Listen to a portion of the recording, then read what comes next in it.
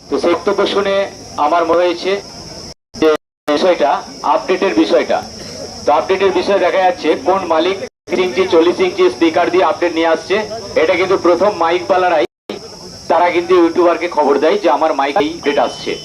এবং যারা যে সকল পার্টির ছেলেরা মাইক ভাড়া করে, তারা যে মাইকটাকে ভাড়া করছে তারা নির্দিষ্টভাবে সেটাকে মানুষের কাছে স্ট্যাটাস ছাড়ে। তো সেই জন্য এটা কিন্তু মালিকদেরকে সতর্ক হতে হবে প্রথম, যে আমি কোন বক্স নিয়ে আসছি কি নিয়ে আসছি সেটা ফিল্ডে দেখা যাবে। আর একটা কথা হচ্ছে যে আমরা আজকে যে দুরবস্থার মধ্যে পড়ে রয়েছি, আজকে সকল ব্যবসায়ী বন্ধুরা মাইক ব্যবসার সঙ্গে যুক্ত আরো অনেক ব্যক্তিরা রয়েছে, তো অনেক ব্যক্তিরাই কিন্তু উপস্থিত হয়নি। তাই প্রত্যেকটা মাইক পালাদের কাছে আমার বিশেষ আবেদন যে আপনাদেরকে একটা সিদ্ধান্ত নিতে হবে। আজকে যে অসময়ের সঙ্গী নয় তারা কিন্তু আমাদের সুসময়ের সঙ্গী কখনোই হতে পারে না। আজকে যেই ব্যবসাদার, তাতে যত ছোট হোক বা বড় হোক, যেই ব্যবসাদার আজকে আমাদের এই জায়গাটা উপস্থিত নেই, তাদের কাছে আমরা কোন রকম রেকর্ডিং করব না, স্পিকার কিনবো না, তাদের কাছে কোন রকম পেয়ার পার্টস কিনবো না। প্রয়োজন পড়ে 200 টাকা বেশি লাগুক কলকাতা থেকে কিনে নিয়ে আসবো, অপরিচিত মানুষের কাছ থেকে কিনে নিয়ে আসবো। আমরা এই মেমারি, মন্তেশ্বর, কুসুমগ্রাম, মালডাঙ্গা, মন্তেশ্বর, তারকেশ্বর এই জায়গা থেকে কেন কিনবো?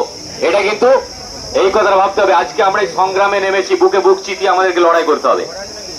কেননা আমাদের পিছনে অনেক ছেলে মেয়েদের পরিবার রয়েছে যারা আমাদের সঙ্গে সংগ্রামে মানে একসঙ্গে চলে।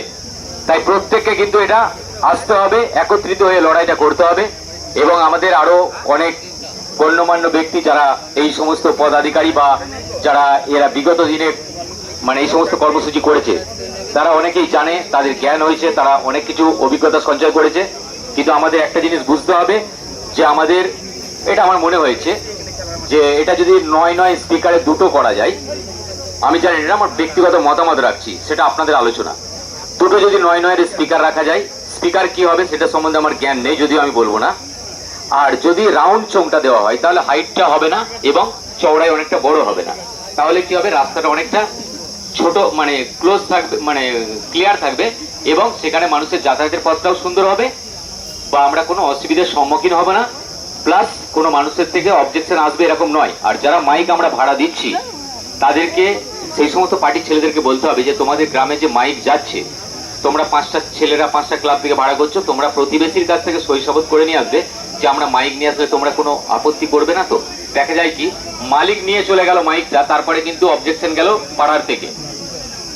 ভদ্র মানে ভদ্রতার মুখোশ পরে তারা কিন্তু শয়তানি করে, একটা ফোন মেরে দিল থানাতে, তো এটা হয়। কিন্তু তারপরে দেখা যায় কি, পুলিশ এসে হাঙ্গামা করে। চাপটা কার ওপরে পড়ে? পাবলিকের ওপরে নয়, চাপটা পড়ে কিন্তু একটা মাইকওয়ালা অপারেটরের ওপরে। যারা ফিল্ডে থাকে তারাই কিন্তু সেই সিচুয়েশনটা বুঝতে পারে।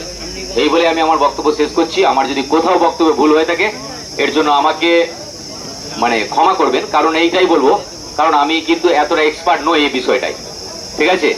তবে একটা কথা মনে রাখতে হবে, অনেক শক্তিমান হাল ছেড়ে দেয়, হার মেনেছে দ্রুতগামী।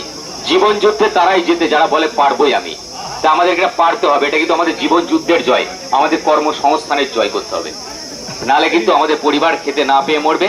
অনেকে কিন্তু অনেক ছোট বড় ব্যবসায়ী রয়েছে যারা বিভিন্ন জায়গা থেকে বিভিন্ন রকম ভাবে লোন করেছে, জমি জায়গা বিক্রি করে আজকে সেট করেছে, তাদের সংগ্রাম।